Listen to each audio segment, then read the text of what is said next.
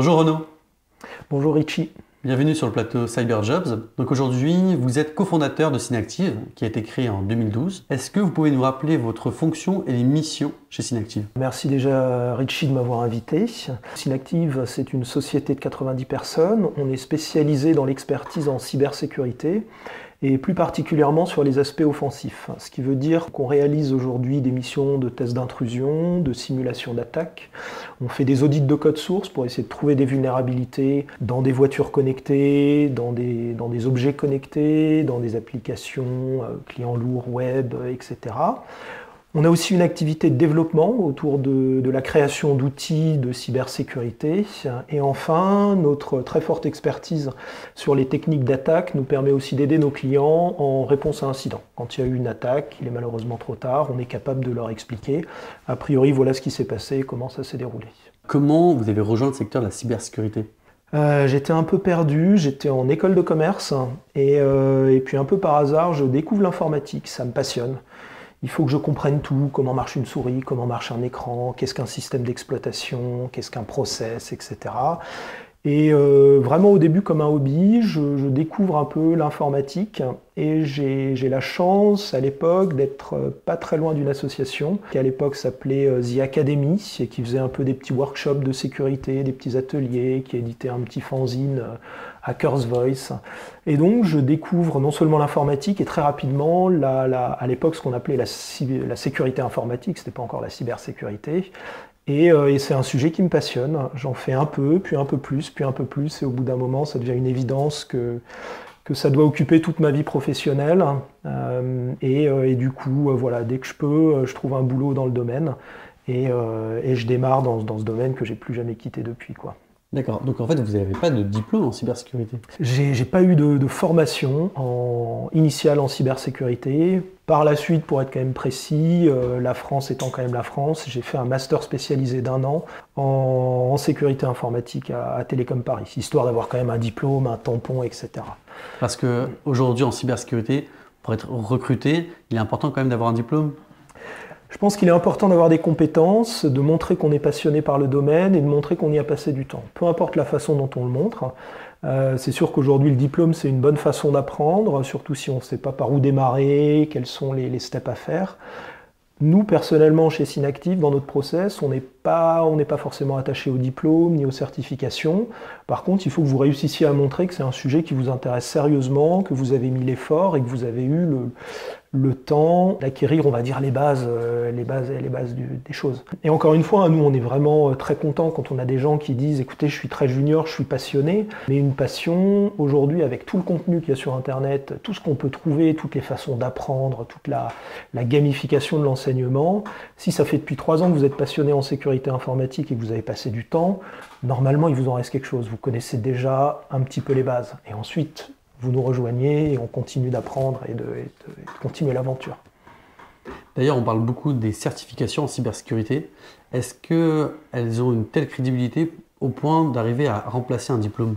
Ce qui est intéressant dans la certification, c'est pas tant le bout de papier que vous récupérez à la fin, c'est tout le process qui vous a permis d'obtenir ce bout de papier. Le bout de papier, il n'a aucune valeur. Ce qui est intéressant, c'est qu'il a montré que vous avez fait l'effort. Souvent c'est un investissement en temps, parfois c'est aussi un investissement financier, mais ça reste de la motivation. Et puis vous avez ce bout de papier.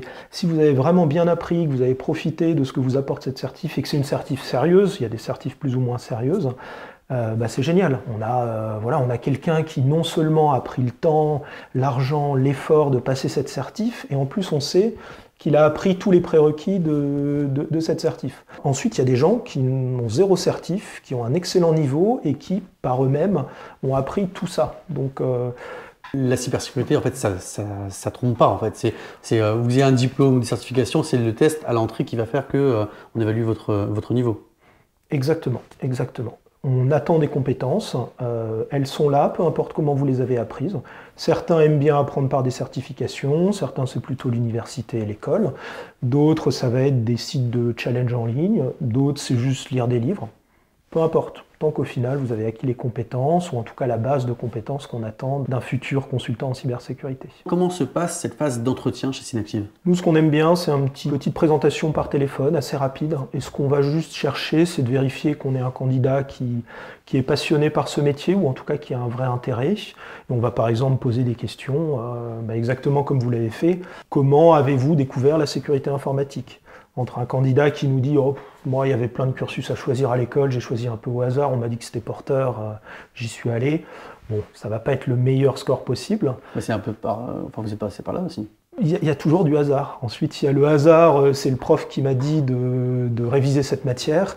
Et il y a le hasard, j'ai ouvert un journal de cybersécurité, j'ai trouvé ça génial et je me suis plus arrêté. Il y a hasard et hasard, mais le hasard fait beaucoup de choses, clairement. Quelle est la partie de votre travail aujourd'hui que vous aimez le plus en tant que cofondateur de Synactive?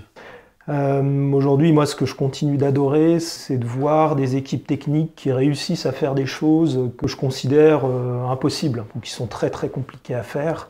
Au bout d'un moment, toute technologie suffisamment avancée ne se distingue plus de la magie. Et ça, moi, il y a parfois, j'adore ces moments où quand je vois mon équipe technique qui avance et qui trouve des choses et qui trouve des vulnérabilités, arrive à casser des systèmes, où je me disais, c'est pas possible, comment ils ont réussi à faire ça. Voilà, ça c'est quelque chose que j'adore.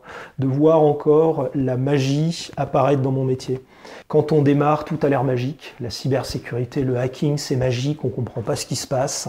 Plus on progresse, plus on se rend compte qu'il y a une technique derrière, qu'il y a une science. Au bout d'un moment, il y a un petit peu une petite désillusion. Ah, ce n'est que de la science, c'est que du code, tout ça s'explique, c'est de la logique, etc. Et là, j'ai passé un peu le pic technique où je commence à décliner sur mes compétences, ce qui est dommage, ce qui est frustrant pour plein de choses. Et je redécouvre le plaisir de redécouvrir la magie quand je vois les autres faire. Je comprends plus ce qu'ils font et je me dis, c'est génial, c'est de nouveau de la magie, quoi. Ça me fait rire. Et on apprend par là aussi que dans la cybersécurité, si on ne se maintient pas à niveau, qu'il ne faut pas que la cybersécurité devienne de la magie, sinon ça veut dire qu'on est un peu has-been. Si vous vous intéressez effectivement aux portions les plus techniques, les plus concrètes de la cybersécurité, il faut effectivement savoir un peu de quoi on parle, être capable d'ouvrir le capot d'une solution de sécurité, comprendre ce qu'un vendeur d'une solution de sécurité vous dit. Il y a un besoin de se mettre à jour. Il ne faut pas non plus trop appréhender, parce qu'il y a des évolutions, ça devient certes de plus en plus compliqué, mais il y a quand même une base théorique qui reste la même depuis 20 ans.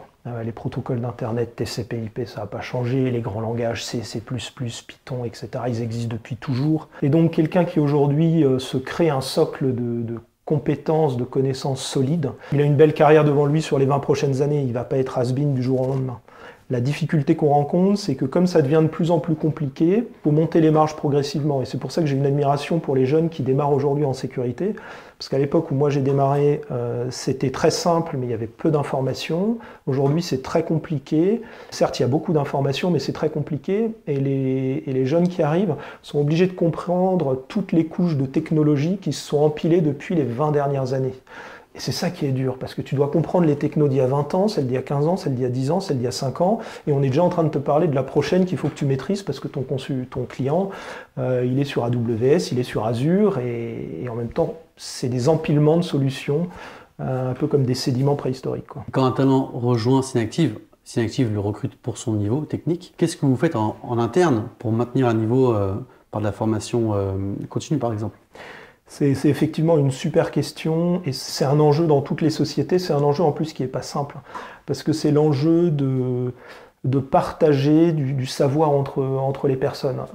Quand tu es dans une boîte de 90 personnes, il y a de très fortes chances que quelqu'un ait la solution à pas tous les problèmes, mais à beaucoup de problèmes. Seulement toi, croise le problème et tu sais pas que ton voisin l'a. Donc ce qu'on essaye de faire, c'est concrètement, on organise des semaines de formation où sur un sujet donné, on va par exemple présenter aux jeunes de l'équipe ce que c'est un test d'intrusion sur une technologie Linux, sur une technologie Windows. On organise aussi ce qui s'appelle tout simplement des présentations internes, où là, c'est un consultant qui pendant 45 minutes va présenter ce qu'il a fait, développer un nouvel outil, une mission client où il va extraire ce qui a été techniquement inédit et le présenter aux autres consultants que ça intéresse.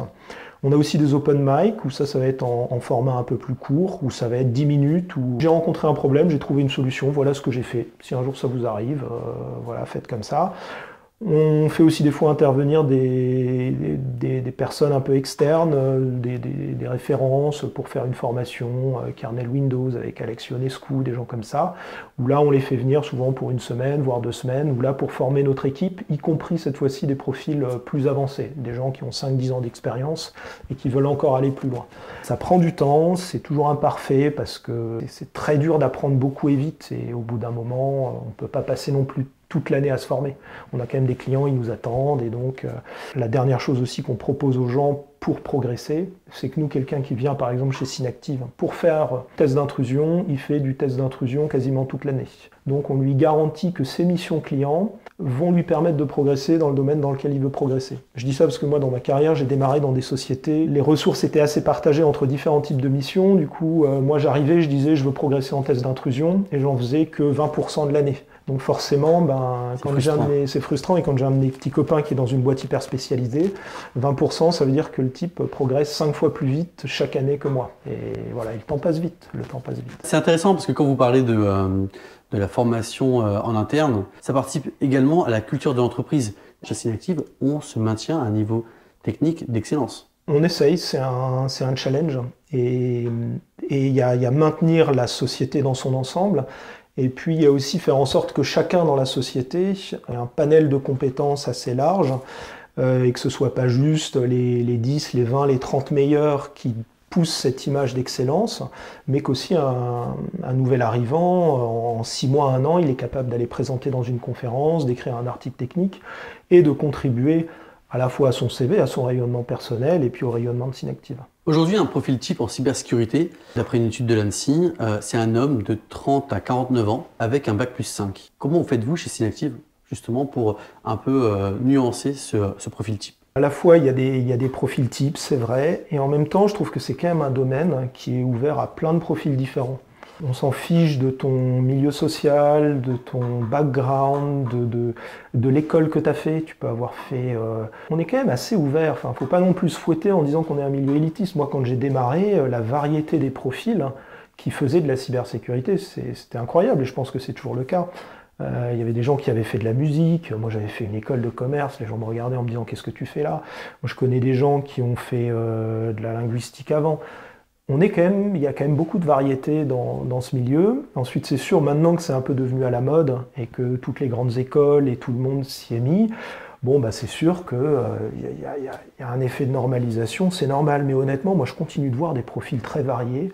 Et au contraire, il y a une grande richesse dans ce milieu par rapport à d'autres milieux, mais que je connais peut-être moins. Ouais. Les femmes chez Synactive, ça représente quelle part? Là, comme ailleurs, on doit être à moins de 10%.